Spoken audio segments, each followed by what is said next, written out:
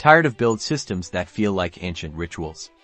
Let's ditch the headache and dive into Cmake, your friendly guide to cross-platform compilation. First, picture this: a super simple project with your code and a CMakeLists.txt file, the heart of your build instructions.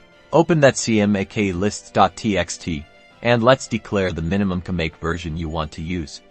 It's like setting the stage for compatibility. Now, give your project a name with the project command. This helps Cmake organize things and keeps your project identifiable. Next, tell Cmake what to build with @_executable. Specify the name of your executable and the source files it needs.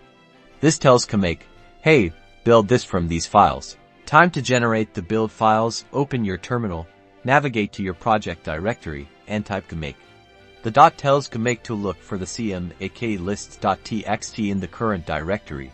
Now build the project by typing make on Linux or macOS, or open the generated Visual Studio solution on Windows and build from there. Boom, your program is built. Run it from the command line and watch your code come to life.